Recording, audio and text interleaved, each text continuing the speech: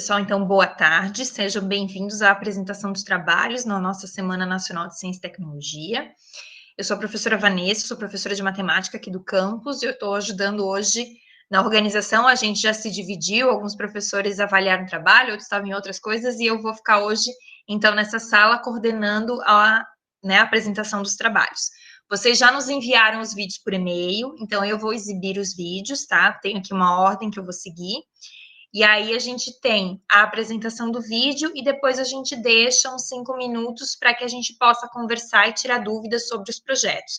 Então, fiquem muito à vontade, depois que a gente, exibir os vídeos, para que vocês possam perguntar. Eu vou fazer assim, ó, eu vou exibir o vídeo, daí a gente conversa. Eu exibo o outro, a gente conversa. Acho que dá para a gente fazer assim, né? A gente consegue nesse tempo aqui, eu vou ficar controlando o tempo também, a gente consegue tranquilamente conversar. E daí, depois, quando eu abrir para discussão, vocês podem escrever no chat, podem encaminhar que eu leio qualquer coisa, ou podem abrir o microfone para fazer as perguntas também, tá? O primeiro trabalho, deixa eu ler aqui, só para não... o primeiro trabalho é chamado Avaliação de Vídeos Didáticos, como avaliar vídeos disponíveis na internet e vídeos produzidos por alunos. Ele é um trabalho que eu desenvolvi junto com uma aluna do campus, é um projeto do PIBIC. A aluna não está, já vou justificar para vocês o porquê que eles não estão. Ela já é uma aluna que se formou, então esse projeto ele foi até julho, e ela já se formou agora se eu não me engano, eles em setembro se formaram, setembro, outubro. Então ela já está trabalhando, ela não conseguiu vir, mas ela fez o vídeo, então eu vou exibir o vídeo aqui para vocês, tá? Mas qualquer dúvida, eu posso responder também as dúvidas do trabalho, tá? Eu vou exibir aqui. Se puderem só depois me dar um feedback se estão ouvindo, tá? Sempre a primeira tentativa aqui, às vezes pode dar algum problema, espero que não, mas vamos lá.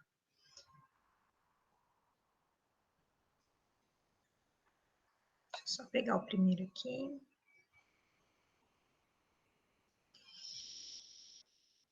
Deixa eu só confirmar o nome aqui. Achei. Compartilhar áudio, acho que está indo todo mundo junto.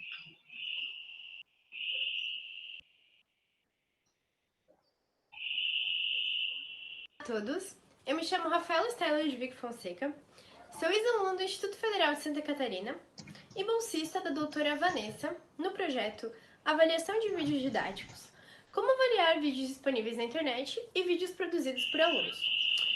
Nesse projeto, a gente fez um levantamento dos apontamentos que a gente foi encontrando nos vídeos produzidos pela internet, vídeos produzidos por alunos, e reunimos isso tudo em um documento que fizemos todo o trabalho para a escrita do congresso, para a conclusão do curso. E essa daqui foi uma tabela que a gente desenvolveu, é um protótipo dela, né? Aqui tem a apresentação da tabela, as instruções de uso, o título, o canal, o conteúdo, a turma, a média que esse aluno levaria. Aí aqui tem algumas perguntas que a gente fez com base nas pesquisas, que seria, qual a qualidade da imagem do vídeo? Daí teriam as 3 opções para a pessoa assinalar, né? Qual a qualidade do vídeo? Qual a qualidade do áudio no vídeo? O vídeo possui uma boa edição? E várias outras perguntas que fizemos ao decorrer do projeto. Além disso, fizemos a escrita para enviar o documento ao congresso. Eu espero que vocês gostem do nosso trabalho. Olá, eu sou a professora Vanessa e vou falar um pouquinho mais de outros objetivos do nosso projeto. A Rafaela já falou de um objetivo, que era a avaliação dos vídeos disponíveis na internet. Eu vou falar agora sobre a avaliação de vídeos produzidos por alunos. Nós também, assim como fizemos com o outro objetivo, nós montamos uma tabela a partir de pesquisas que nós fizemos para identificar os critérios que o professor pode utilizar para avaliar os vídeos que os próprios alunos fazem. Então, que critérios que nós observamos que são mais frequentes, né? A qualidade artística, então, áudio, edição, imagem, e também a própria criatividade.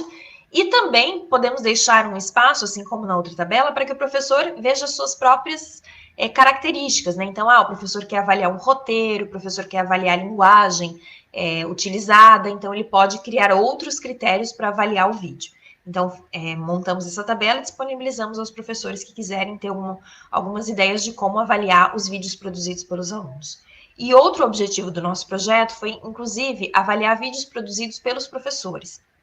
Alguns professores, durante a pandemia, pegaram vídeos prontos, disponíveis na internet, mas outros professores resolveram produzir seus próprios vídeos. E aí nós fizemos uma pesquisa com os alunos do IFSC Campus Gaspar, no ano de 2020/2, segundo semestre, para identificar que tipo de vídeo que os alunos gostavam mais de assistir e que tinham um aproveitamento maior, né, para aprender o conteúdo. Então, uma das perguntas que a gente fez foi o estilo de vídeo que os alunos preferem. Então, a gente percebe nesse gráfico aqui que a maioria dos alunos que responderam preferem vídeos com slides, em que o professor vai explicando os slides um a um, seguidos de vídeos de animação e de vídeos com quadro professor, que simulam mais ou menos uma videoaula. Os alunos também foram questionados com relação ao layout do vídeo, e a maioria, 70,5%, preferem vídeos em que o professor aparece dividindo a tela com os slides, que é o que eu estou fazendo aqui, né? Aparece eu em um pedacinho e eu vou explicando o que aparece nos slides. E aí, quase 22% preferem vídeos em que somente o slide aparece e o professor vai narrando. E ainda perguntamos sobre o tempo do vídeo, né? E a maioria dos alunos prefere vídeos mais curtos. A gente percebe aqui que 32,4% preferem vídeos de 5 a 10 minutos. Então, o que a gente fez com esses dados? Foram feitas outras perguntas também, fizemos separação, inclusive, por turmas.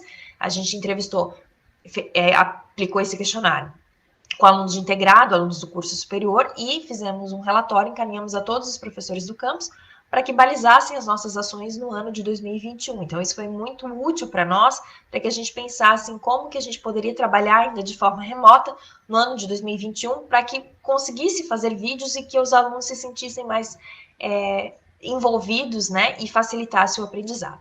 Então, esses foram os objetivos desse trabalho, que foi financiado pelo PIBIC Ensino Médio, e qualquer dúvida estamos à disposição. Muito obrigada.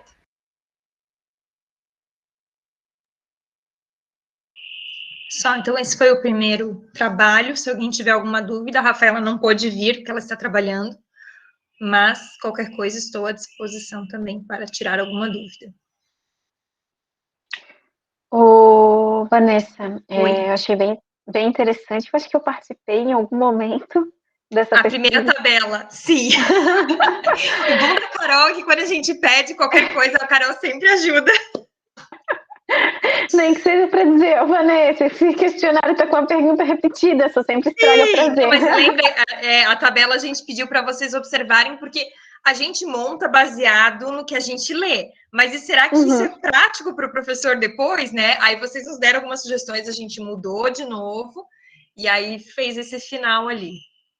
Eu só ia dizer o seguinte, né, dar uma sugestão, porque eu acho que esse tipo de trabalho, ele é muito interessante para balizar a nossa prática pedagógica, e eu acho que o nosso e-mail, ele anda, muita coisa, quer dizer, eu acho que agora a gente está tão cansado desse mundo virtual que o e-mail até está um pouco mais calmo do que era na época do presencial. Mas eu acho legal, né, se eu puder sugerir, a gente criar uma página, vocês criarem uma página para poder colocar esses materiais que são frutos desses projetos de pesquisa, né? Eu faço isso com o meu projeto de pesquisa que as meninas vão apresentar, e eu acho que é bom, porque assim, se eu for procurar no meu e-mail, tem um monte de data e tal, então assim, às vezes, mesmo quando eu estou no presencial, eu gosto de trabalhar com vídeo, com elementos multimodais, para não ficar tão cansativo, e às vezes a gente quer um parâmetro, mesmo que a gente vá personalizar, como vocês mesmos já pensaram no projeto, às vezes a gente quer um parâmetro, então facilita o nosso trabalho, facilita para o aluno para a gente criar explicar os critérios de avaliação, até para eles pensarem nisso na hora de produzir, dar um norte para eles. Então, se vocês puderem, né, eu sei que você trabalha com outros projetos todos nessa linha, criar um blog, um website assim, mais fácil de gerir, para também não sobrecarregar a gente, né? Eu acho que é interessante para a gente sempre ter acesso a esse material de uma forma mais facilitada. Então, era essa a minha sugestão. Acho uma excelente ideia. Márcia, acho que a gente podia pensar, porque nós somos do mesmo grupo de pesquisa do campus, talvez fazer uma página para o grupo, né? Porque a Márcia também faz pesquisa também com vídeo, coisa, talvez colocar tudo num único lugar, para não ficar a Vanessa num lugar, a Márcia em outro, o Herculano em outro, né? Talvez sim, eu tô com esse parecido agora que tá indo para o comitê de ética. E eu estava pensando nisso, né? Na verdade, é como fazer com que ele fique um pouquinho diferente do de vocês, né? É pensar em outros aspectos que não tocam os mesmos aspectos, né, dessa pesquisa de vocês. E aí, enfim, se os dados estão mais acessíveis, é mais fácil também, né? E assim, né, por mais que a gente tenha feito, eu até coloquei no relatório depois que a gente encaminhou, porque a gente fez as tabelas, até pediu para os professores darem uma olhada, darem um feedback, mas isso não foi aplicado em larga escala. Então, talvez a hora que a gente, né, mais professores utilizarem, eles vão dizer, não, mas aqui ainda tem alguma coisa para mexer, aqui ainda não está bom, né? Eu acho que ainda falta esse ajuste. Mas pelo o tempo que a gente tinha, que era um ano, né, a gente pelo menos montou as tabelas. Uma tabela para o professor, para ele avaliar vídeo na internet, e uma tabela para ele poder avaliar o vídeo que é produzido pelo aluno, porque a gente percebeu que são critérios diferentes. Não dá para avaliar aquilo que ele faz em sala de aula com o mesmo olhar daquilo que a gente pega um vídeo pronto na internet, né? Porque quando ele faz em sala de aula, é todo um processo que a gente analisa. Então, é bem... Por isso que a gente fez duas, né? Mas eu achei muito boa a sua ideia, Carol. Já marquei aqui para a gente pensar e fazer. Mais alguma pergunta, gente? Posso passar para o próximo, então? Só deixa eu fechar essa aba aqui, que aí eu não vou mais pegar esse vídeo. Vamos para o próximo projeto. É chamado Metodologia de Avaliação de Vídeos Produzidos pelos Alunos Buscando Sinais de Aprendizagem. Esse daí foi um projeto do Edital Universal. Os bolsistas foram Vinícius Martini e o Guilherme Luiz Soares. Também eles já defenderam, né? Já se formaram, então por isso que eles não estão mais aqui. Já estão trabalhando também. Então, eles fizeram um vídeo, eu vou exibir aqui para vocês. Ele é mais ou menos na mesma linha, porque eu desenvolvi os projetos ao mesmo tempo, né? Então, um tinha umas perguntas, outro tinha outro, mas eu estou tentando fazer projetos que se complementem para não ficar atirando para tudo quanto é lado e daqui a pouco não chegar a lugar nenhum, né? Então, aprendi isso já. Então, vamos lá.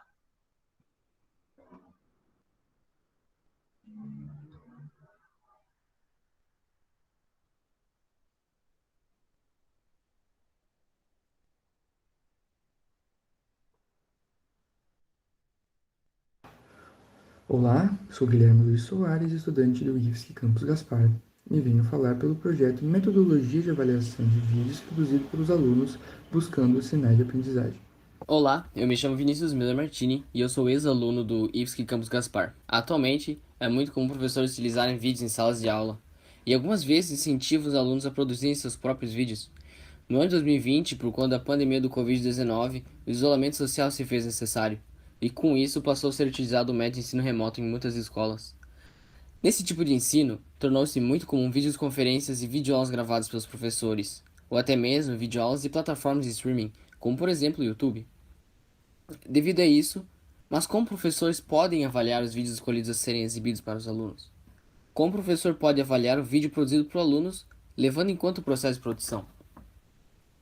Com isso em mente, a presente pesquisa tem o objetivo de sistematizar uma metodologia de avaliação de vídeos, tanto os disponíveis na internet quanto os produzidos por alunos, levando em conta o processo de produção do audiovisual. Para identificar critérios de avaliação de vídeos produzidos por alunos, foram pesquisados trabalhos que exploram a produção do vídeo estudantil, bem como festivais de vídeos, para os quais muitos desses vídeos são submetidos em busca de alguma premiação. A partir das pesquisas realizadas, foram encontrados 3 registros que abordam essa questão de avaliação de vídeos produzidos por alunos, como por exemplo o trabalho de Marinovic, de 2012, que apresenta os seguintes critérios de avaliação: produção, roteiro, conteúdo apresentado, apresentação visual e falhas do conteúdo.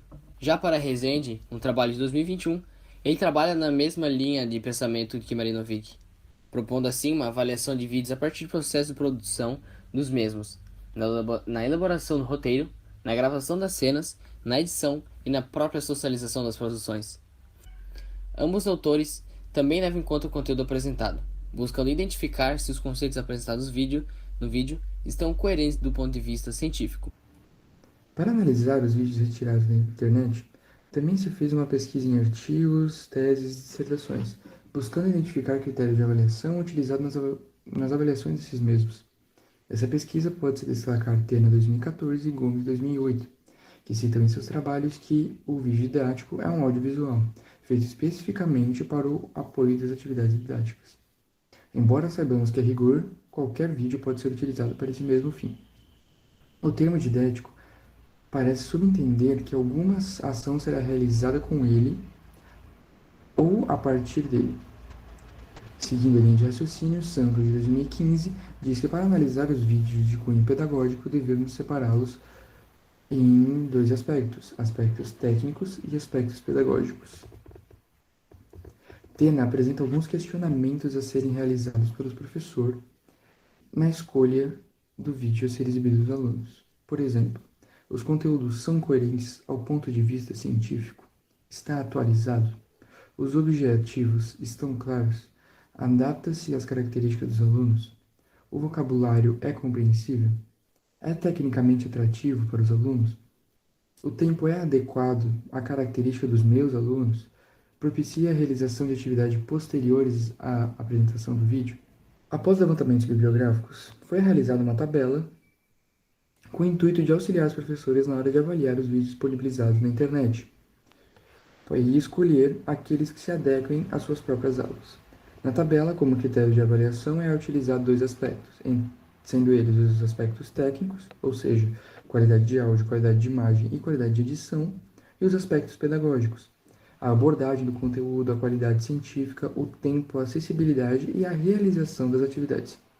Na mesma tabela, foi deixado um espaço para que os professores possam estabelecer seus próprios critérios, uma vez que cada proposta de produção de vídeo pode levar em conta outros aspectos além de enredo, da criatividade e da qualidade artística. Há professores que possam querer separar a avaliação do vídeo de acordo com a participação na etapa de produção do vídeo, como o roteiro e a gravação, como fizeram em Resende 2021 e Marinovich 2012, o que poderá ser contemplado na parte de critérios pessoais da proposta. Em outra tabela, possui um direcionamento para avaliação de vídeos produzidos por alunos. Nela, a qualidade artística, ou seja, a qualidade de imagem, a qualidade de áudio, a qualidade de edição, enredo, aspectos pedagógicos e critérios pessoais, como na mesma tabela anterior. Há também um espaço para os professores inserir seus critérios pessoais na hora da avaliação.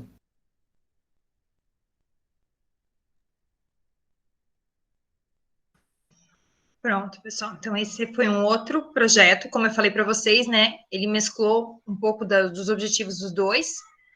A gente fez meio que em paralelo, trabalhamos em vários bolsistas ali para atender o projeto. O do PIBIC, ele tinha como objetivo ainda investigar aquela questão dos vídeos, por isso que a gente trouxe aqueles gráficos depois. E esse a gente tinha mais a questão das tabelas mesmo, tanto que os meninos levaram, inclusive, isso para um evento de educação matemática para a gente divulgar essa questão da tabela para os professores, né?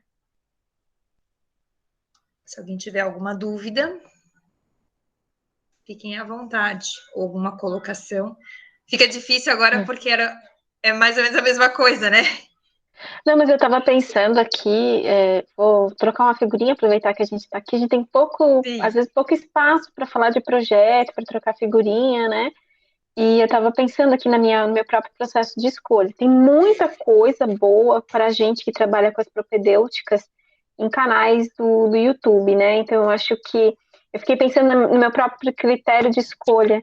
Uma coisa que eu acho que eu levo mais em consideração, primeiro de tudo, é a duração, né?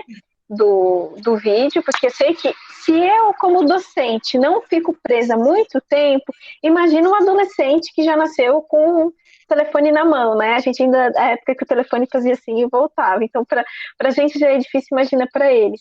E aí uma coisa que eu acho muito importante, que eu acho que vocês contemplaram ali, foi a questão da abordagem, né? Eu não sei como é que é na matemática, mas, por exemplo, no ensino de línguas, eu sei que tem diversas abordagens. Por exemplo, se eu pego alguém que tem um viés mais da gramática tradicional, ou se tem alguém que tem um viés mais da linguística, voltado para os gêneros textuais. Eu acho que isso é uma coisa que pesa muito, né? E aí eu estava pensando que, né, a gente faz isso tão no automático, é bom a gente ter um projeto que pare e olhe para isso, né?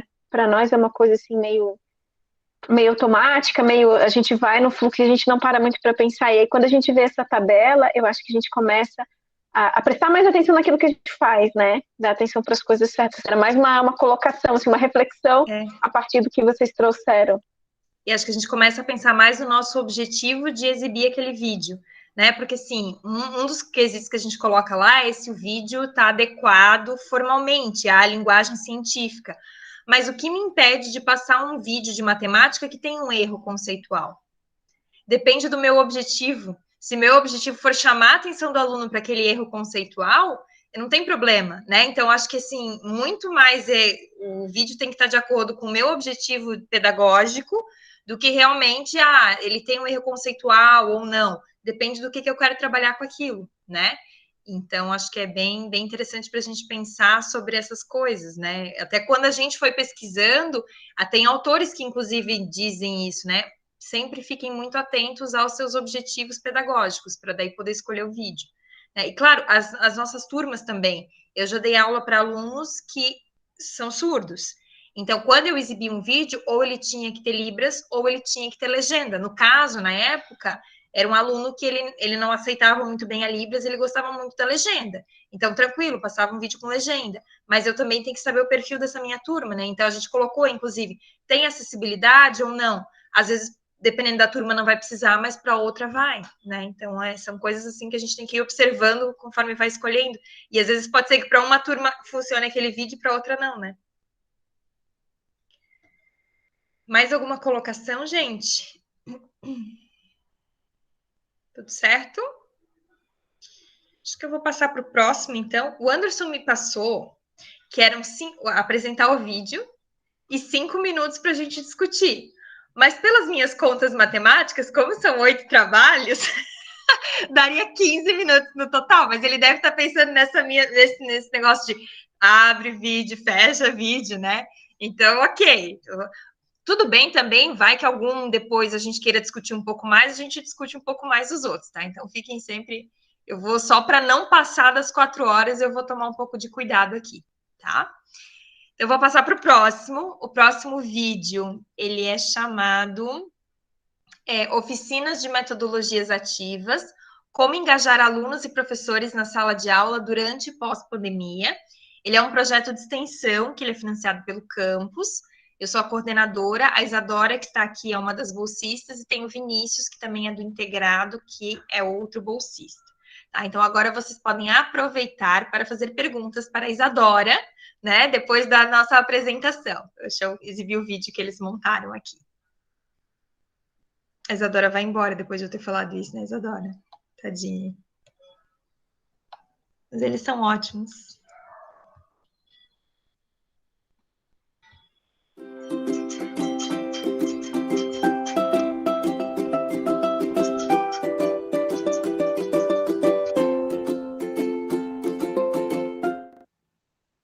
Oficinas de metodologias ativas. Como engajar alunos e professores na sala de aula durante e pós-pandemia. As metodologias ativas em sala de aula. As metodologias ativas são um processo de ensino e aprendizagem que considera a participação efetiva dos alunos para a construção de sua aprendizagem, valorizando as diferentes formas de ensino, como vídeos, jogos, entre outras. Formas diferentes daquela padrão, que é o professor na frente do quadro, escrevendo, explicando e os alunos anotando. Coisas que instigam o ensino, que melhoram ele. Proporcionam o aluno a seguir em seu ritmo e seu tempo, além de ele poder usar o estilo que ele desejar para aprender. O objetivo das oficinas foi ensinar essas metodologias para os professores. Como produzir vídeos, jogos, sala de aulas invertida, trabalho com projetos, entre outros. Professores de educação básica e profissionais de educação, coordenadores e orientadores pedagógicos, por exemplo. Desenvolver propostas pedagógicas focadas nas metodologias ativas, explorar estratégias de ensino por meio do uso da tecnologia, estimular o protagonismo dos alunos e instigar o papel do mediador do professor. As ações do projeto. Primeiro, fizemos uma sondagem com professores para identificar as metodologias que eles já utilizavam e quais eram os problemas que eles tinham no ambiente online. Elaboramos materiais para a oferta das oficinas e realizamos essas oficinas de forma online. Utilizamos o Google Meet e o Google Sala de Aula para a realização das oficinas. Disponibilizamos artigos, vídeos e pesquisas sobre as metodologias ativas abordadas e os temas das oficinas e palestras. As cidades que receberam essas oficinas foram a Barra de Piraí, Gaspar, Rio do Sul, Juiz de Fora e Campinas.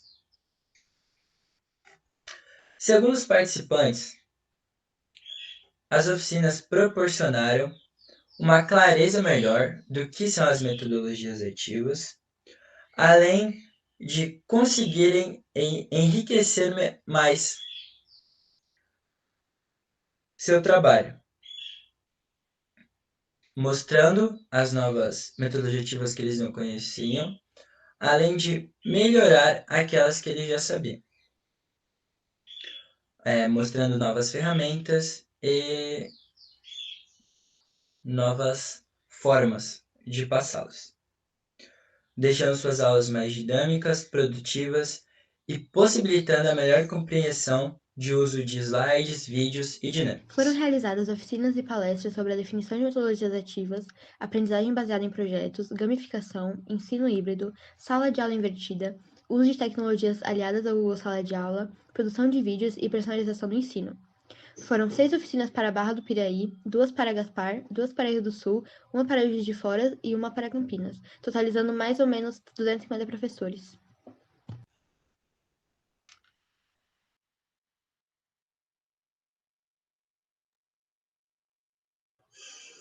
Pronto, agora vocês podem perguntar, que a Isadora está aqui. Acho que o Vinícius também estava, acho que ele caiu. Mas vamos lá, gente. Alguma dúvida sobre o projeto? Eu queria comentar bastante, professor, né? Que trabalho grande, assim, e foram para vários lugares também, que legal. Mas vocês foram ou fizeram online, desculpa? Online. Online, Sempre ok. online. Márcia, achou que eu fui para o Rio de Janeiro? Eu falei, ué. mas bem legal, bem. E tem a proposta, segue a proposta do próprio projeto, né? Que foi lúdico, que foi interessante. Eu vi que sim, houve esse cuidado de fazer os slides bem dinâmicos também. Isadora, quer comentar alguma coisa? Pode perguntar, Carol, enquanto que a Isadora abre o microfone. Eu ia só perguntar assim, como é que foi a receptividade, né? Porque em alguns casos nós tem professores que são super receptivos, outros que pensam assim, não, mas nós ensinam um truque novo a um cachorro velho, né? Então, como é que foi essa receptividade? Isadora, tu consegue abrir o microfone? Ou escrever?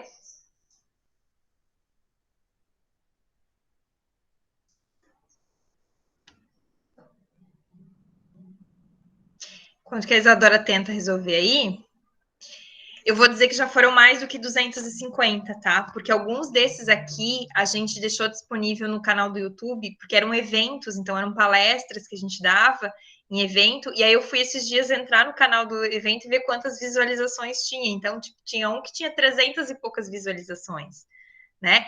Assim, claro, a gente não pode garantir que esses 300 e poucos viram a palestra inteira, mas que pelo menos acessaram, deram uma olhada no material, né? Então, assim, foi bem... Acho que essa é a vantagem do online, né? Que a gente consegue ter um alcance muito maior do que a gente tinha no presencial. Isadora, então fica à vontade para escrever, tá? Ela disse que é melhor escrever. Acho que esse é o ponto, assim, que a gente percebeu, que tem algumas coisas que talvez, quando a gente voltar realmente para o presencial, a gente tenha que manter algumas estratégias online também. Por exemplo, esse para a Barra do Piraí foi um contato do professor Luiz Herculano, né? Ele falou né, para a Secretaria de Educação, do meu trabalho com metodologias ativas, e eles entraram em contato comigo. E eu duvido que eles iriam me chamar para dar essa palestra se tivessem que pagar a minha ida até a cidade, né? Então, assim, foi uma conversa bem bacana que a gente teve com os professores, com coordenadores também, e para eles foram 6 oficinas, uma só sobre, 2, né? Na verdade, porque era uma de manhã e uma à tarde para públicos diferentes, sobre metodologias ativas. Aí, depois disso, a gente pediu para eles quais metodologias ativas eles queriam que a gente enfocasse. Porque às vezes a gente tem uma ideia e, né, o que eles querem? E aí eles nos trouxeram, trabalham com projetos, jogos e o ensino híbrido. Então, as outras oficinas foram em cima disso. E aí, no final, a gente também pediu da formação, pedi um feedback, e a maioria, assim, gostou, porque eles viram que muitas coisas eles já fazem, só que não com o nome de metodologias ativas, né? E tanto que aquela questão de projeto, eu discuto muito com os alunos, inclusive, aprendizagem baseada em projetos. Tem algumas coisas específicas que, às vezes, a gente não... Se eu for olhar pela definição, eu tenho que trabalhar com um contexto, né? Um contexto social. Então, às vezes, um projeto que eu faço, sei lá, de matemática, que é uma matemática mais pura, ela não é o projeto de aprendizagem baseado em projeto, mas ela é um projeto. Então, às vezes, eu não vou poder, se eu for, por exemplo, publicar, eu não vou poder dizer que é aquela metodologia ativa, mas é uma adaptação. Então, a gente discutiu isso com os professores, eles ficaram um pouco mais, assim, tranquilos, porque eles fazem, né? Às vezes, não exatamente do jeito, mas acho que é aquela questão também de a gente ter essa sensibilidade de ver o que eles fazem. Isso sim encaixa na teoria, isso aqui não, mas é uma adaptação da teoria, né? E a gente não desmerece aquilo que adapta também. Então, eles gostam bastante. Eu acho que o ponto não é nem a prática se adequar à teoria, né? A teoria está aí para descrever e, por que não, retratar a prática, né? A Márcia está falando alguma coisa aí. Fala aí, Márcia, que eu quero ouvir. Abre seu microfone. Não, tá certo, só tá concordando.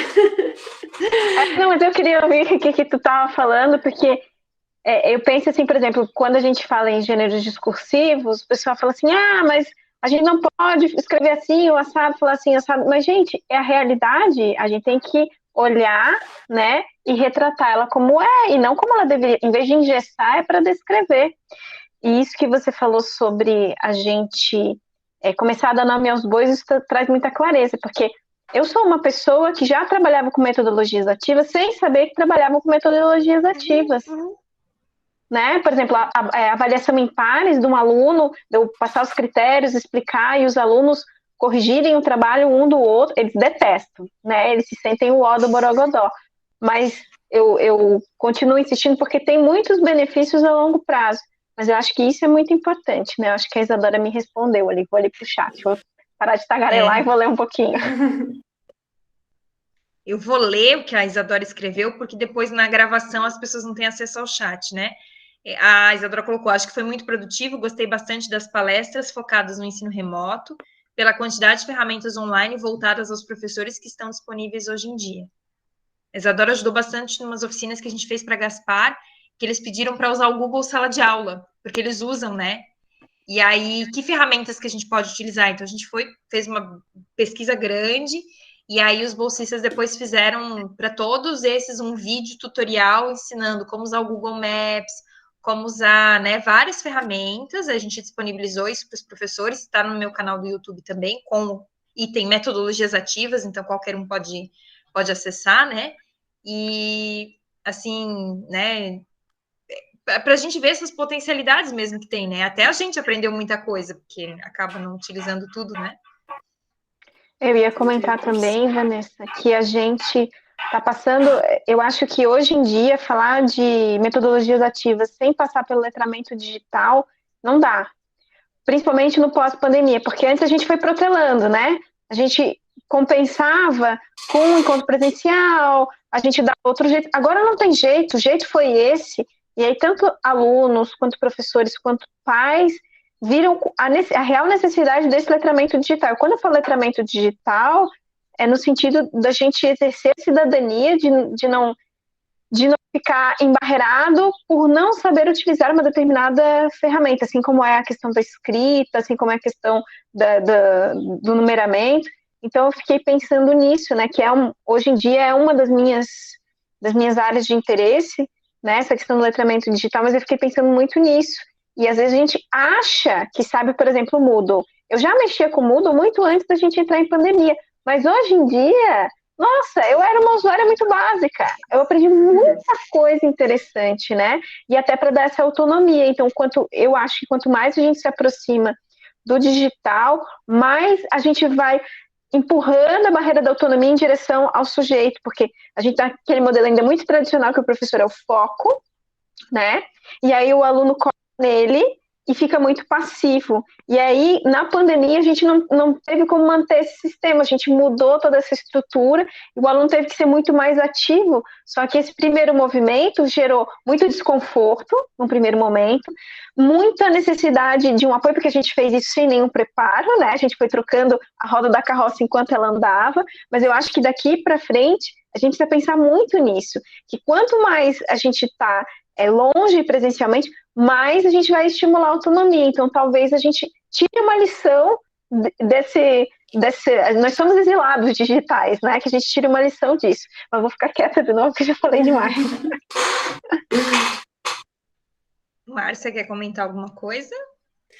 Eu tava lembrando de uma oficina, é que vocês, no final, vocês comentaram que vocês perguntaram para os professores, né, o que interessava para eles.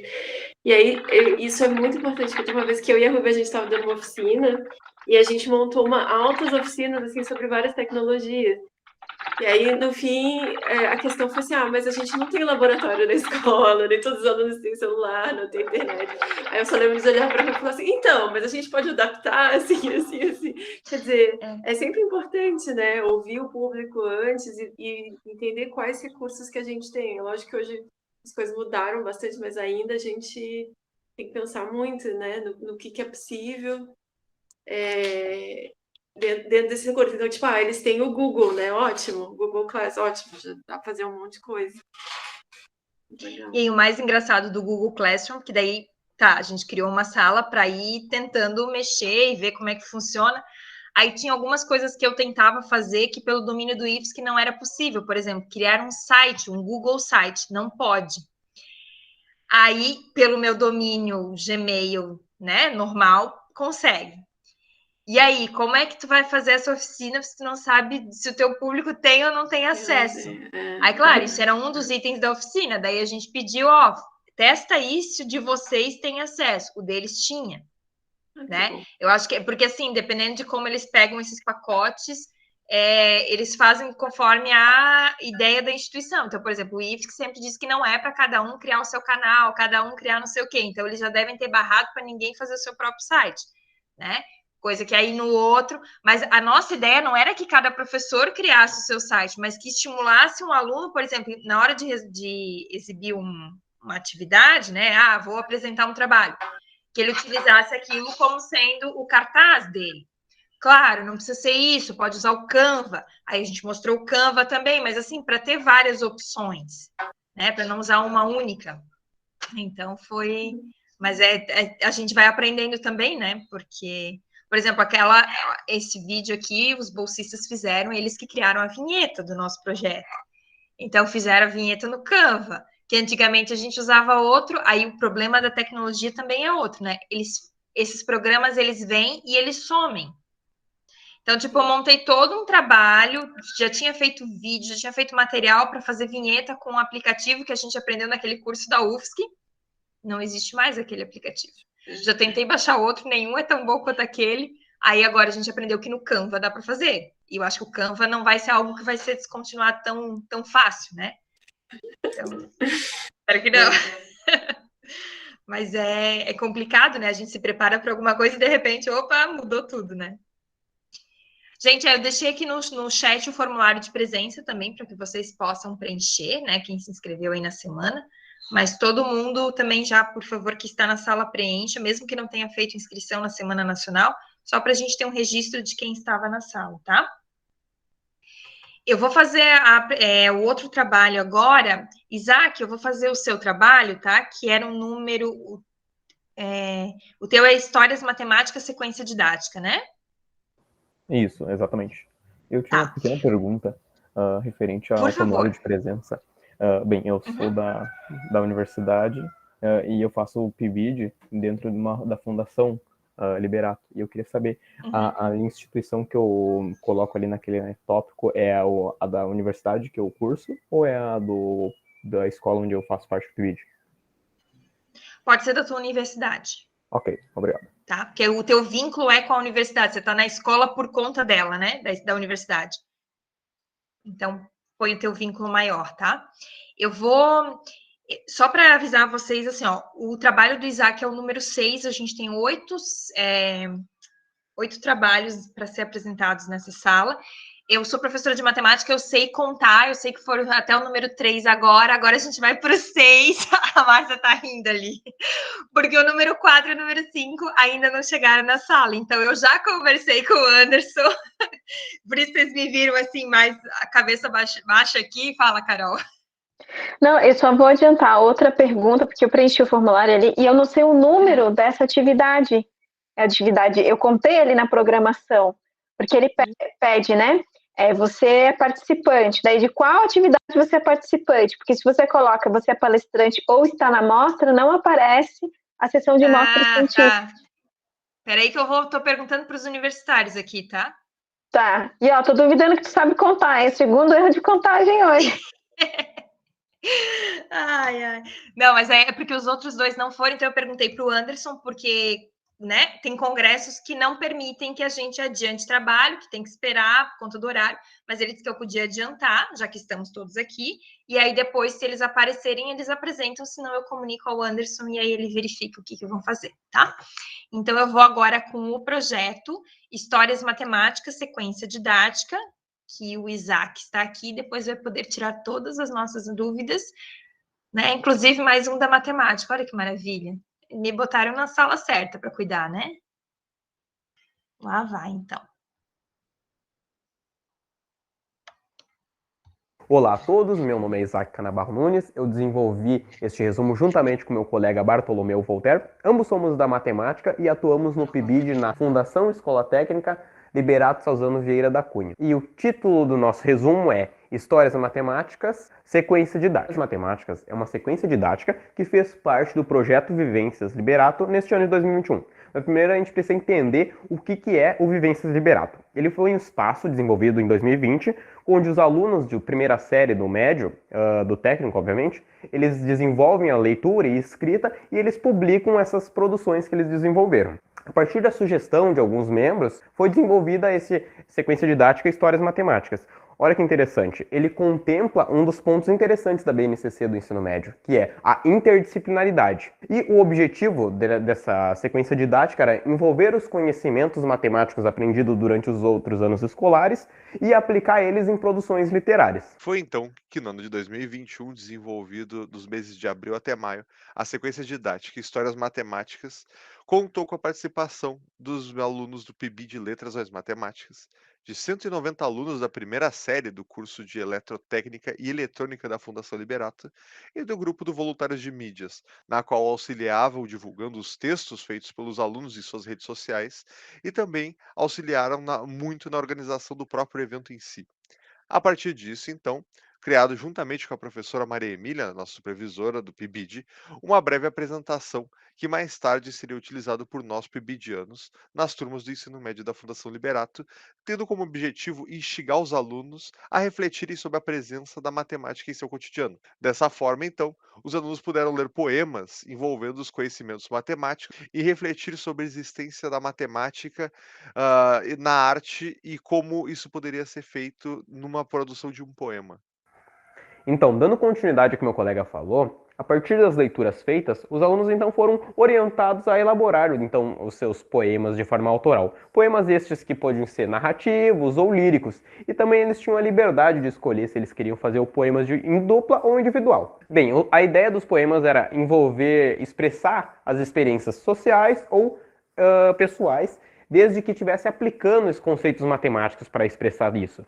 E para orientar essas produções, os alunos do PIBID foram organizados em duplas, um da área da linguagens e outro da matemática. A gente atendeu via Meet, fazendo sugestões, pequenas correções nessas produções. E, por fim, foi organizado o encontro mensal do Vivências Liberato, onde contou com a participação do pessoal do Voluntários de Mídia, os alunos da primeira série do ensino médio e, por fim, o pessoal do PIBID. Nesse encontro mensal, os alunos de primeira série, eles puderam ler suas produções e também comentar como foi pesquisar esses conceitos matemáticos para a elaboração dos seus poemas. Dessa forma, então, foi possível interagir com os alunos de diferentes formas, mesmo que somente de maneira síncrona, já que houve apresentação e discussão do tema, houve orientação das produções dos alunos, a divulgação do projeto no Instagram do Vivências e da própria culminância do encontro mensal do projeto, na qual houve apresentação dos poemas autorais e de relatos sobre como ocorreu o processo das produções de tais textos. E a partir da análise das produções e pelo engajamento dos alunos, foi possível dizer e notar que os estudantes eles realmente puderam apurar o olhar e as aplicações práticas da matemática no seu dia a dia, inclusive na própria produção artístico-literária. Por fim, então, foi selecionado dois textos de dois diferentes alunos, na qual foram postados no Instagram do Vivências, e esses dois textos, eles demonstraram muito bem essa correlação, essa interdisciplinaridade entre a matemática e a literatura em si. João Ketzer, variável. Ela era variável no meio da minha equação. Eu sabia que só teria sentido se eu tivesse participação.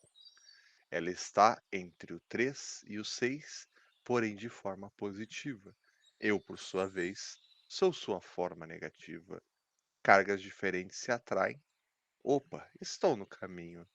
Na matemática do amor, juntos somos um parzinho. Leonardo Correia, 4124, A Matemática da Vida.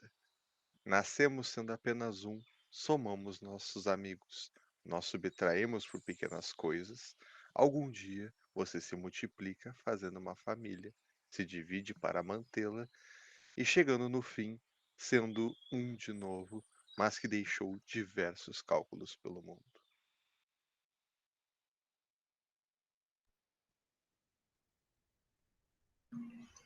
Pessoal, dúvidas, perguntas? O Isaac está aí.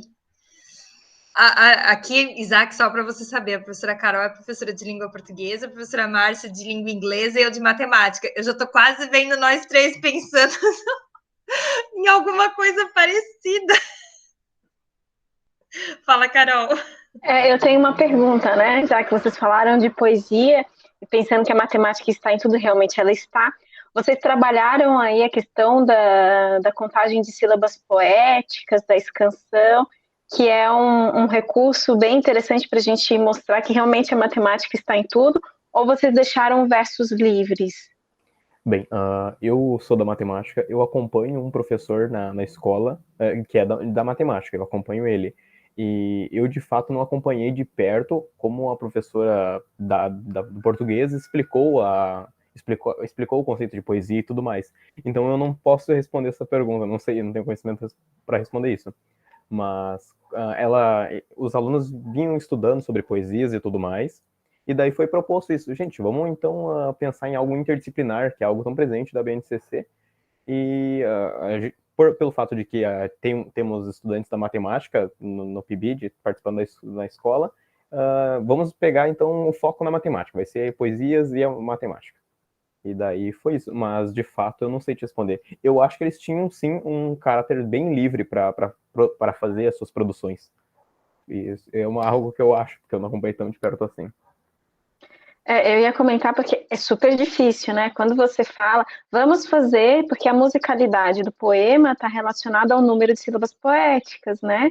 Também a posição da rima interna, rima externa, enfim, né? A gente pode pensar, eu imagino que ela tenha trabalhado isso, mas eu acho que quando você propõe esse exercício, né, de fazer a separação, de ver a musicalidade, aí fica mais evidente ainda essa interdisciplinaridade, porque a matemática está na música, que é uma forma de arte, né, linguagens, está na questão do verso, na língua portuguesa, então achei bem, bem interessante. Eu mesma nunca tinha pensado sobre esse viés até assistir o trabalho de vocês. Parabéns pela iniciativa, né? Já vamos pensar, a gente gosta de fazer umas maluquices lá no campus, mas vamos para entrar no nosso hall. Obrigada pela ideia e por compartilhar o projeto de vocês. Parabéns pela iniciativa. Eu que agradeço, eu que agradeço. Eu me encantei pelo projeto deles, porque a professora Maria Emília apresentou num grupo de pesquisa que eu faço parte, que é um grupo de pesquisa de vídeos lá da Universidade Federal de Pelotas. Aí eu disse, vocês não querem apresentar isso na Semana Nacional de Ciência e Tecnologia? E ela topou e trouxe. Ela tem mais um outro trabalho em outra sala aqui. Achei bacana, porque daí a gente também vê coisas de outros lugares, né? E eu gostei muito. E quando eu li o texto, né, o resumo veio para dar uma olhada, aí eu disse assim, ai meu Deus, mas eu preciso ver essa poesia, eu preciso ver como ficou. E aí quando vocês começaram a falar no vídeo, eu pensei, mas eu quero ver. Aí no final apareceu, assim, achei muito bacana, porque a gente, claro, quer ver o resultado final, a gente quer saber como foi feito, mas a gente quer ver o resultado final também das poesias, né? E achei bem bacana que vocês deixaram livre o conteúdo para os alunos, né? Porque às vezes poderia dizer assim, estou trabalhando geometria, vamos fazer alguma coisa com geometria, mas isso acaba engessando também, principalmente se precisar pensar nessa coisa que a Carol falou das rimas, né? Aí fica mais difícil ainda de fazer. Mas acho que é uma coisa que a gente pode pensar aqui. Pode falar, Isaac. Fazendo um pequeno comentário, teve a presença de diversas áreas da matemática. Teve um que era anagramas, que eu sugeri que a aluna queria falar sobre as palavras, e daí eu sugeri sobre anagramas e tudo mais. E alguns outros envolveram, por exemplo, nesse texto o primeiro que o meu colega leu, envolveu a ideia de módulo ali, de forma bem sutil, e lá no final a ideia de somar os números, e, bem, tendo em vista que um era positivo e o outro negativo, a soma desses números resulta zero, que é um parzinho. E daí a gente brincou com essa coisa de teoria dos números, mas algo bem sutil, assim, não... A matemática não está tão evidente assim, mas a gente tentou apresentar esses conceitos assim. Que bacana. Agora que falasse de anagrama, eu me lembrei da palavra amor. Eu acho que é uma palavra que mais dá para fazer assim palavras que significam, tipo, amor, dá para fazer Roma. Então ele poderia ter brincado, fui para Roma, encontrei meu amor, né? E alguma coisa assim tentar ele mora, né? Tipo, daria para fazer só com o anagrama, que é trocar as letras, né? Daria para fazer uma outra história assim. Bem legal. Eu sempre lembro dessa palavra que o meu professor de matemática do ensino médio, ele era muito palhaço. Daí ele fazia isso, aí esses 24 anagramas, ele inventou tipo uma historinha para cada um. O irmão, que aí não tinha o i, mas o irmão, a irmoa, tipo assim, né? Não tinha nada a ver. Mas claro, isso para aluno de ensino médio, a gente riu, e eu lembro até hoje, não vou dizer quantos anos depois, mas lembro até hoje da brincadeira, né? Então, daria para fazer não com coisas que não fizessem sentido, mas em algumas mudanças ali faz sentido a palavra, né? Acho que é bem. Quem sabe por uma próxima vez, Isaac. Mais alguém quer fazer algum comentário? Isaac, no resumo de vocês, acho que foi pedido para que talvez vocês colocassem depois algum link, alguma coisa, para a gente poder acessar essas poesias. Acho que foi pedido, né?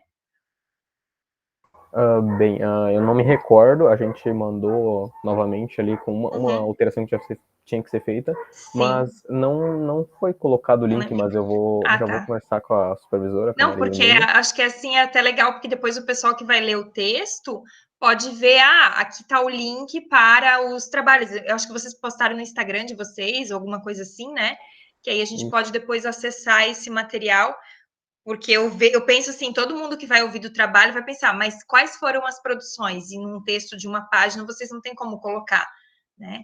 Então, inclusive, minha sugestão para vocês é que vocês depois tentem pegar alguma revista para publicar esse trabalho de vocês. Aí vocês podem colocar o texto, tudo, né?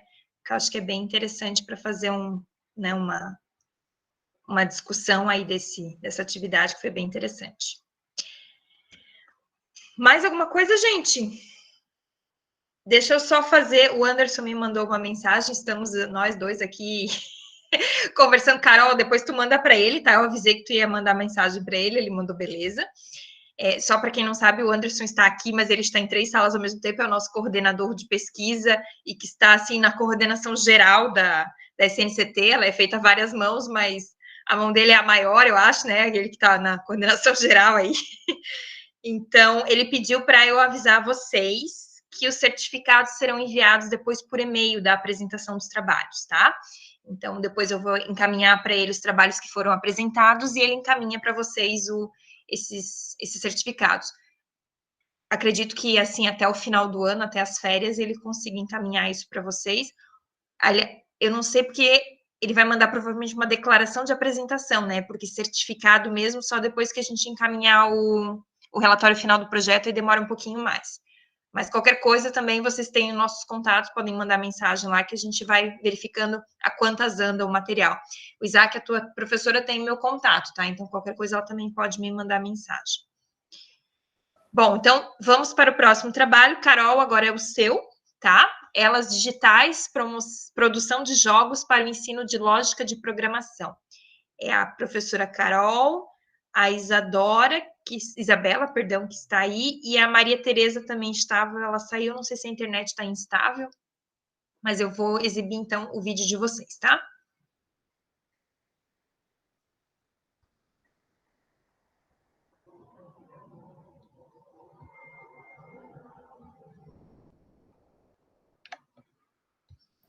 Olá, eu sou a Isabela.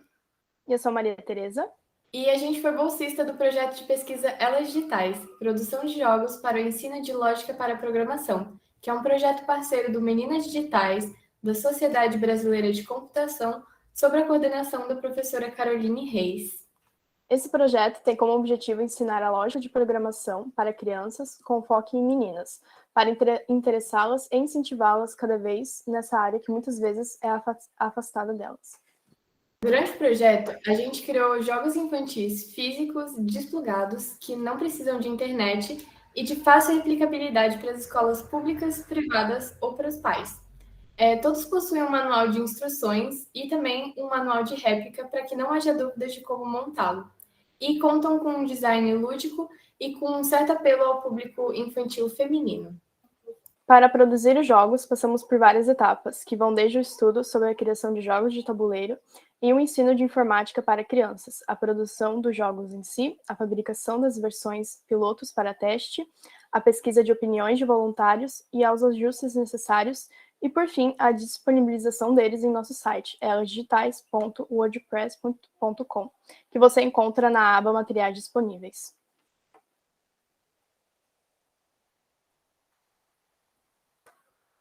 A gente criou, então, o Jogo do Pensamento Computacional, que envolve 9 kits diferentes de jogos de tabuleiro que abordam situações cotidianas. Cada kit estimula e desenvolve pelo menos um dos pilares do pensamento computacional, que nada mais é do que técnicas utilizadas na resolução de problemas que se baseiam no conceito básico de computação. Os 4 pilares são o reconhecimento de padrões, a decomposição, a abstração e algoritmos. E alguns dos kits, por exemplo, são o compras de supermercado, onde o participante terá que separar os itens de compra em 4 categorias diferentes. E esse jogo ele estimula a abstração e o reconhecimento de padrões. E também o jogo Arrumando Guarda-Roupa, onde a pessoa participante terá que separar suas roupas conforme as categorias específicas no armário, e também de acordo com a ordem proposta. E esse jogo estimula, então, a abstração, o reconhecimento de padrões e a compreensão de decomposição.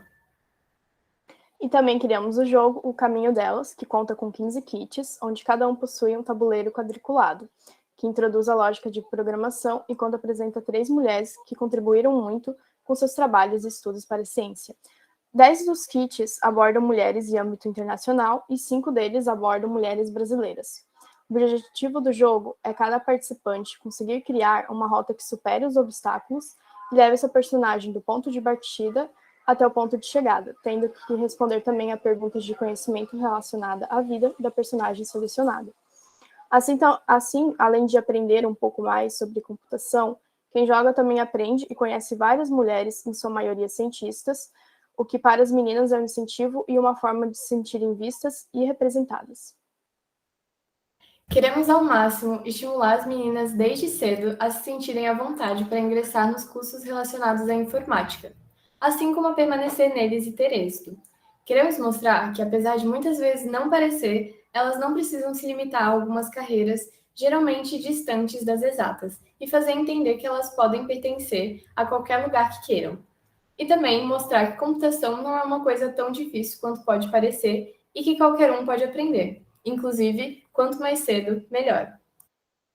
Obrigada por assistir e não se esqueça de nos seguir nas nossas redes sociais, que além de produzir jogos, também produzimos conteúdo nas nossas redes sociais, lugar em que divulgamos todos os nossos trabalhos feitos nesse projeto de pesquisa. Nós podemos ser encontradas no Instagram, Facebook, Twitter e LinkedIn por @elasdigitais ou no YouTube também por Elas Digitais.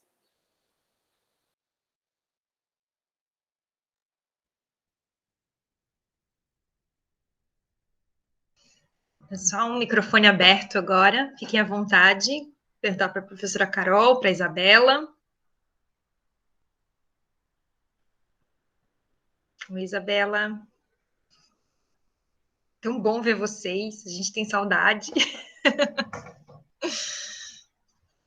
Gente, eu adoro esse projeto de vocês. De vez em quando vem alguma mensagem no meu celular aqui, vídeo novo no canal, não sei o que, eu acho o máximo, assim, essa preocupação de vocês em buscar cientistas, né, mulheres. A gente percebe assim, eu sou professora de matemática, né, matemática é uma ciência, então, na área de educação, professora mesmo, a gente percebe bastante, mas se for para matemática pura, não são tantas. Vê pela história da matemática mesmo, que são poucos não existe um teorema de alguma mulher, né, tem a Hipátia, tem Lilavati, que ainda são, né, algumas que a gente conhece, mas o que a gente mais utiliza realmente são de homens, né? E não significa que as mulheres não tenham a capacidade de pensar como os homens têm, mas é que é um mundo que, às vezes, para eles é mais fácil de ingressar do que para as mulheres, né? Eu acho que a gente tem que quebrar isso, esse projeto mostra muito bem isso, né? Eu ia comentar, né, o que eu, realismo mortal, que não sou da área nem das STEAM, tive essa ideia doida de promover o projeto. E eu acho que isso tem a ver com os cursos que nós temos ali no integrado. Nós temos uma turma meio a meio, e no superior a gente tem 3 meninas, 4 meninas, e foi uma coisa que começou a me incomodar, né? E aí eu tenho essas bolsistas maravilhosas, que eu morro de orgulho, né? Da Isabela, da Maria Tereza, que fazem um trabalho incrível, né? E a ideia é essa, né? Eu estou me aventurando em novos terrenos, para empoderar essas meninas que já estão bem empoderadas, e isso aquece muito o meu coração. E eu ia dizer, Vanessa, que não é só na matemática. Quando você verticaliza os estudos, quanto mais para cima você vai, menos mulheres você tem. Quantas linguistas mulheres você conhece, Márcia? Eu conheço poucas. Eu sei citar vários homens, mas mulheres só mais atuais, assim, e que não são Roman Jakobson da vida, nem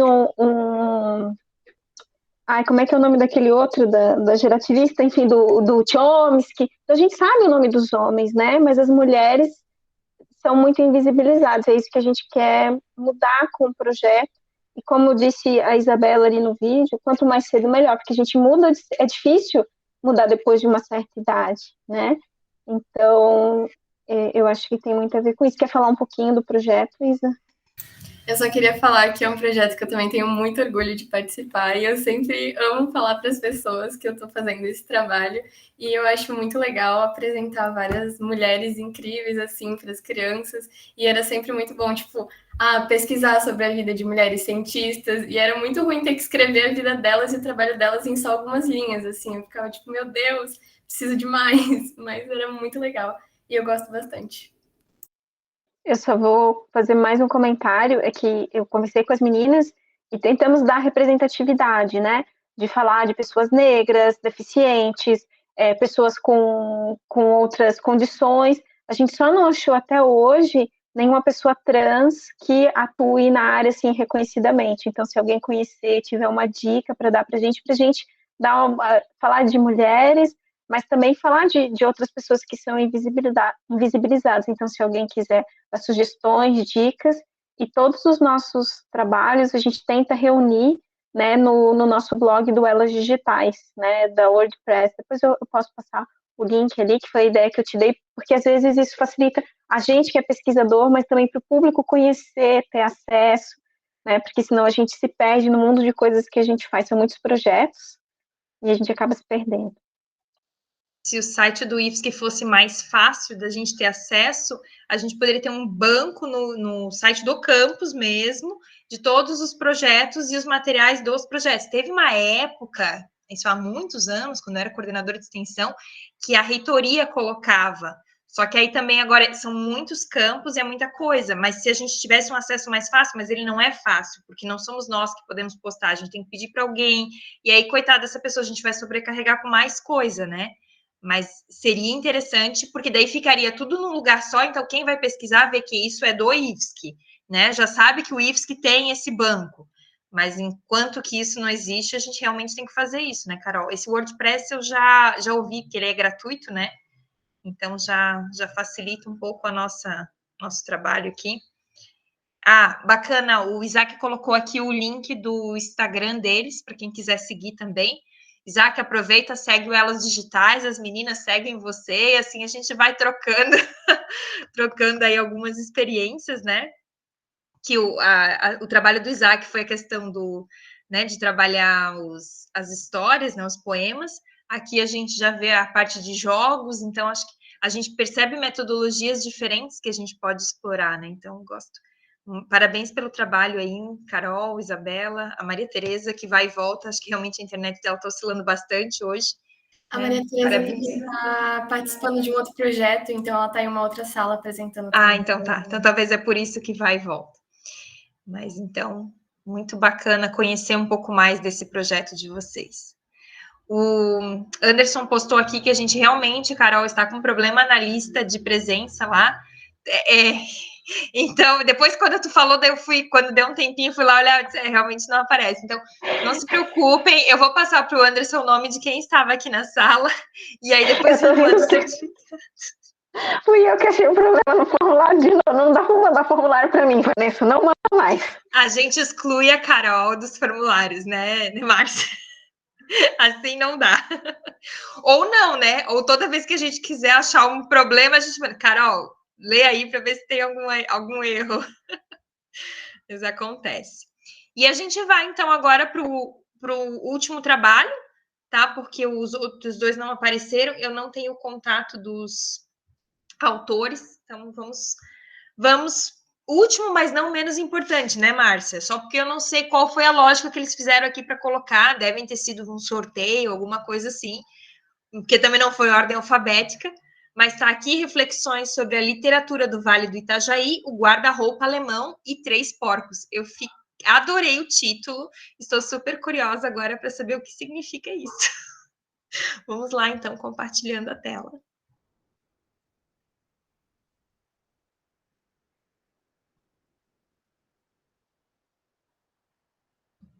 Olá a todos, eu me chamo Emily Barbakov. Olá, eu sou a Aline Martins, sou aluna do curso Técnico Integrado em Química do IFSC Campus Gaspar e hoje vou falar sobre nosso projeto, Reflexões sobre Literatura do Vale do Itajaí. Esse projeto é feito por mim, Aline Martins, e pela minha amiga Emily Barbakov, e orientado pela professora doutora Márcia Tchemi Morita Kawamoto. Aqui está o nosso sumário. Vamos agora para a apresentação. Falando de modo abrangente, a literatura influencia diretamente na nossa formação de caráter individual. Isso é, ela influencia a forma como a gente vê o mundo e a nossa convivência em sociedade e na formação cultural étnica. O problema é, a literatura nacional, sobretudo a regional, é muito pouco valorizada. Por isso, esse trabalho teve início. A literatura é uma forma atemporal e universal de lazer e conhecimento, em que é possível observar características e detalhes da vivência dos autores por meio de sua escrita. O presente projeto buscou abrir portas para a literatura regional, através da leitura e análise das obras selecionadas, e por meio das mesmas, reconhecer os aspectos culturais e étnicos presentes na escrita e ambientação de sua história. Esse projeto tem como objetivo principal investigar e analisar os textos literários que envolvam o Vale do Itajaí. Além disso, também temos o objetivo de averiguar a disponibilidade e acessibilidade de tais textos. Infelizmente, mesmo os pesquisadores sendo da região, o acesso às obras foi bem difícil, E a disponibilidade das obras, tanto em e-book, tanto em livro físico, também foram bem difíceis de serem encontradas. Temos como exemplo os livros do autor Johann Keres Frutoso, que a gente não achou nenhum disponível para venda, dificultando a nossa pesquisa. Nosso projeto teve 3 etapas de conclusão. A primeira foi a seleção dos livros, onde nós buscamos livros que se passavam na região, tinham autores regionais e, sobretudo, eram disponíveis. A nossa segunda etapa foi baseada na produção de resenhas literárias dos 3 livros escolhidos: Três Porcos, Gritos e Sussurros Urbanos e O Guarda-Roupa Alemão. E, por fim, a produção de resumos científicos. Sobre Gritos e Sussurros Urbanos, de Luiz Alberto Pereira. A leitura foi bem fluida e foi um processo divertido para nós. O fato de conhecermos lugares que se passavam os contos, como por exemplo o restaurante Beira Rio, só tornou tudo mais interessante. Além disso, durante os diálogos narrados, nós percebemos que existiam algumas gírias da região que nos aproximavam dos personagens desse conto que mesclavam ficção e realidade. O Guarda-Roupa Alemão, de Laus Marlaus, conta de forma fluida e interessante sobre um pouco da colonização na região, dando para observar um pouco das tradições que seguimos.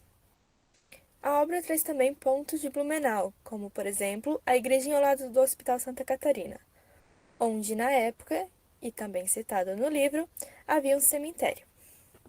Durante a história, a gente observa o nacionalismo já imposto na cultura e política da época. O nacionalismo ocasiona uma série de humilhação e degradação com os antepassados do protagonista. A xenofobia é tão nítida que a gente sente a dor do protagonista durante a leitura. Percebemos também a figura do guarda-roupa tratado como gente. É metafórica, quase simbolicamente, através de monólogos dirigidos a um ouvinte atento e calado, que as pessoas se revelam, desencadeiam os fatos e compõem o romance. O Clade, nome dado ao guarda-roupa, simboliza em suas linhas o amor familiar, a incerteza da mudança para uma nova terra, a manutenção das tradições e a adoção de transformações imposta pelo novo meio. A obra Três Porcos, de Marcelo Labes, é uma obra lenta, porém com muitos detalhes que ajudam na compreensão da história e imaginação de como seria o local acontecido. O livro escolhido por nós bolsistas para ter o maior foco foi O Guarda-Roupa Alemão, de Laus Marlaus. Ele é um livro de 1970 que conta a história da cidade de Blumenau pelo ponto de vista da imigração alemã, partindo de contexto histórico, cultural e social, trazendo fatos reais dentro da narrativa. Eu venho aqui em nome da equipe agradecer a todos que estão assistindo. Muito obrigada pela atenção, muito obrigada especialmente para a orientadora Márcia, que foi quem nos ajudou e teve muita paciência com a gente para fazer esse trabalho. E agradecer também ao IFSC, que proporcionou esse trabalho para a gente. Bom, muito obrigada. Aqui estão nossas referências.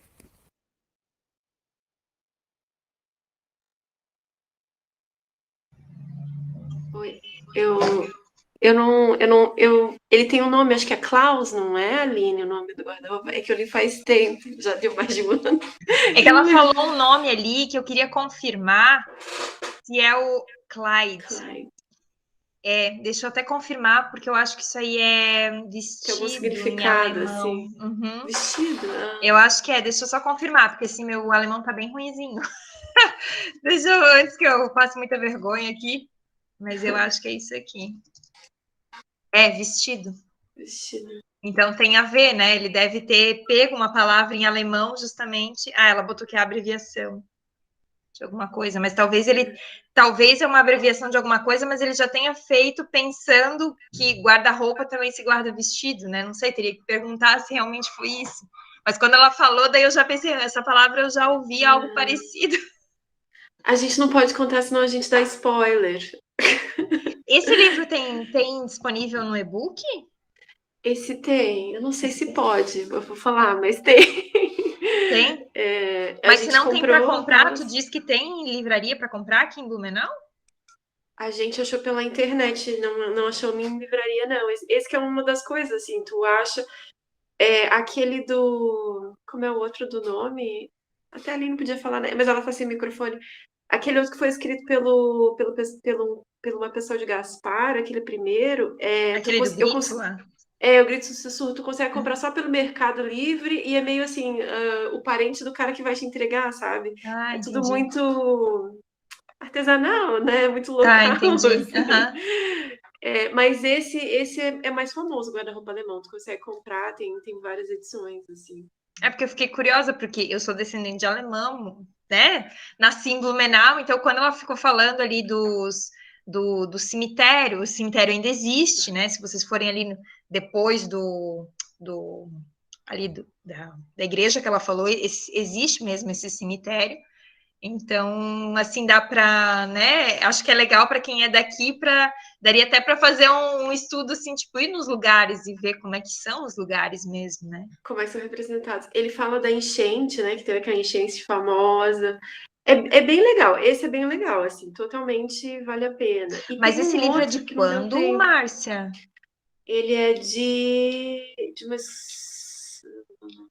Aline, de quando que é esse livro? Me salva. Porque vocês falaram que era de 1970, mas se esse for de 70, a enchente foi depois, só se teve alguma antes, mas as grandes foram 83 e 84.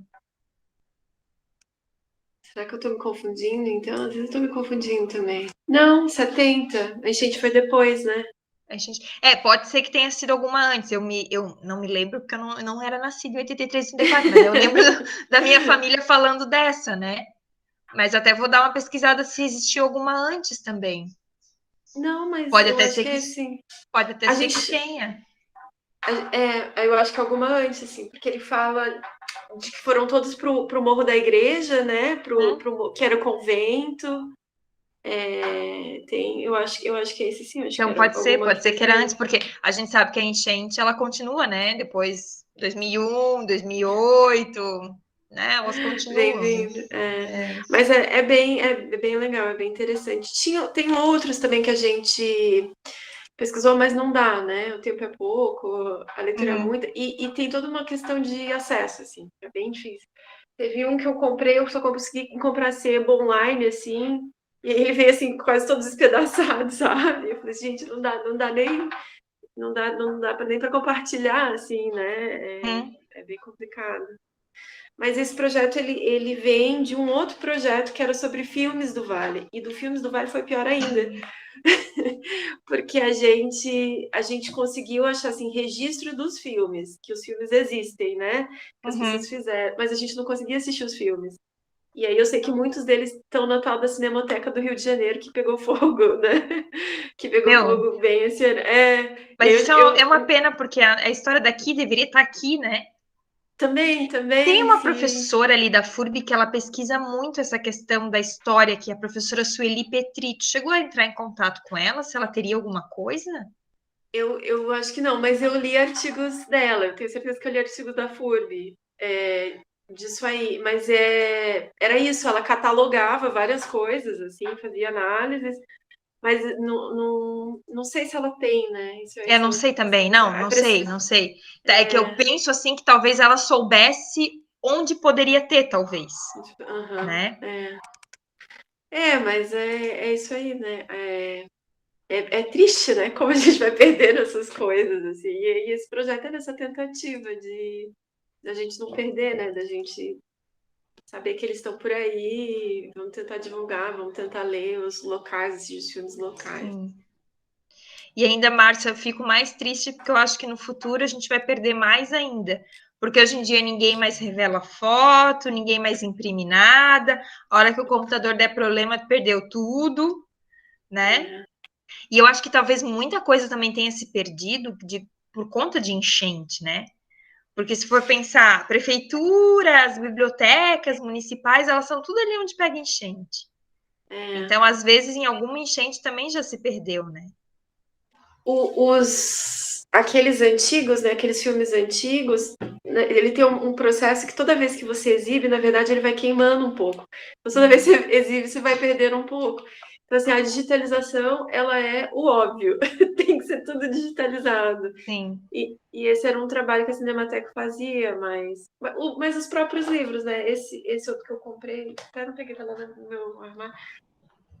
tu vê que assim o livro ele vai perdendo, né? Ele vai sumindo, ele vai acabando, e tem que... Então, aquilo que a Biblioteca Municipal dizia antigamente para o meu pai e para minha mãe, que não podia tirar cópia porque gastava o livro, tinha que copiar.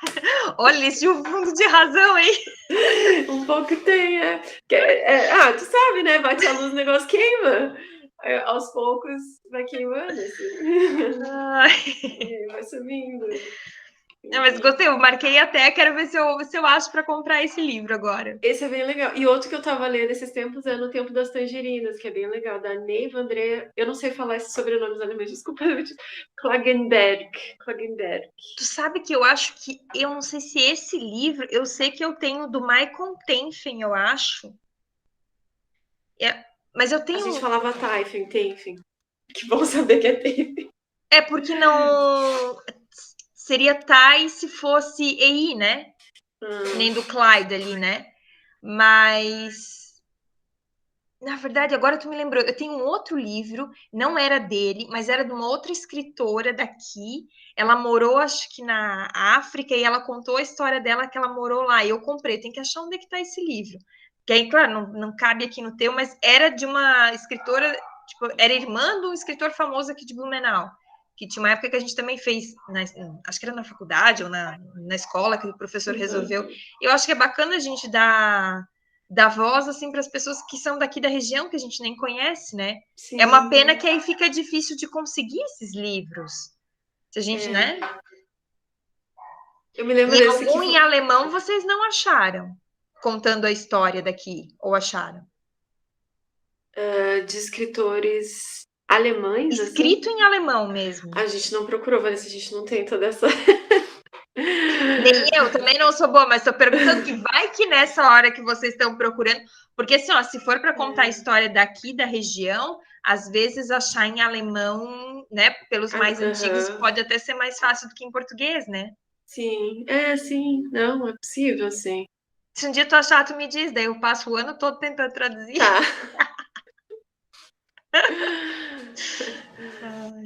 Mas são leituras que realmente valem a pena, assim, e é triste que a gente não conheça mais, né, que a gente não tenha mais, enfim, não saiba mais a fundo toda essa história e tal.